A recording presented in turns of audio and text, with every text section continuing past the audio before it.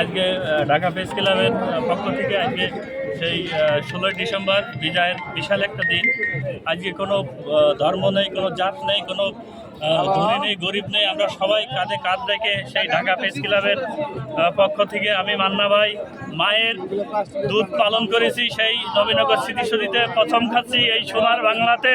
আর যেন বাংলাদেশে আর কোনো রক্ত না ধরে, আর কোনো যুদ্ধ না হয়, নতুন করে কোনো আর আন্দোলন না হয়। আমি চাবো যে বাংলাদেশের জন্য সুন্দর একটা নির্বাচন হোক, সুন্দর একটা নেতা আসুক, এবং ঢাকা প্রেস ক্লাব আমাদের যেহেতু সাংবাদিকদের একটা আতুর ঘর, এই ঢাকা প্রেস ক্লাব যেন সারা জীবন, সারা বছর, সারা দিন যেন নির্ভয়ে এবং কাজ করে যেতে পারে।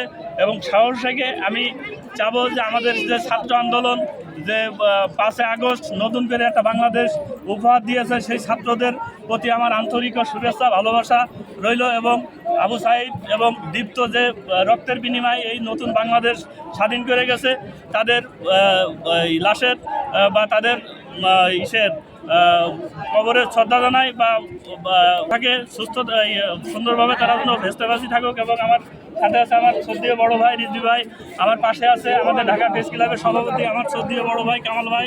আমি চাবো যে বাংলাদেশে যেন আর কোনো নতুন করে যেন সংগ্রাম, নতুন করে যেন ষড়যন্ত্র না হয়। বাংলাদেশে যে এমপি মন্ত্রী পলায়েছে দেশের অর্থ সম্পদ নিয়ে, বা যে এই দেশের যে অর্থনৈতিক ঘাটতি রেখে গেছে, আমি মান্না ভাই চাবো, যেহেতু চলচ্চিত্র আছি, যে আমরা চাবো যে এই দেশ যেন সুন্দর থাকুক, ভালো থাকুক।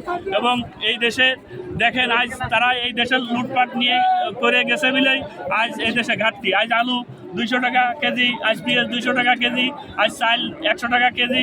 আমাদের বাংলাদেশে 80% লোক মেহনতি মানুষ এবং শ্রমিকজীবী, এবং সেই দেশে যদি এই জিনিসের নিত্য প্রয়োজনীয় জিনিসের দাম যদি এত বেশি হয়, তাহলে আমাদের বাংলাদেশের পরিবেশ পরিস্থিতি খুবই খারাপ হবে এবং আরও ঘাটতি যাবে। তাই আমি চাবো যে বাংলাদেশে এমন একটা নেতা আসুক, এমন একটা রাজনীতিবিদ আসুক, যাতে বাংলাদেশ একটা সুন্দর বাংলাদেশ গড়তে পারে, সুন্দর একটা স্বপ্নের দেশ গড়তে পারে। আমি এই আশা করি। এবং আমার সাথে বড় ভাই রিজভি ভাই আছে, সে কিছু কথা বলবে। এবং আমি এইটুকুই আশা করব যে আমাদের বাংলাদেশের যে পরিবেশ পরিস্থিতি এখন ভালো বর্তমান, যে আমরা দীর্ঘ 10 বছর নবীনগর আসছি, ফুল দিচ্ছি, কিন্তু এইভাবে লোকে লুকালাই এবং সব ধর্মীয়, সব জাতীয়, সব ধর্মের মানুষ এইভাবে আমি দেখিনি।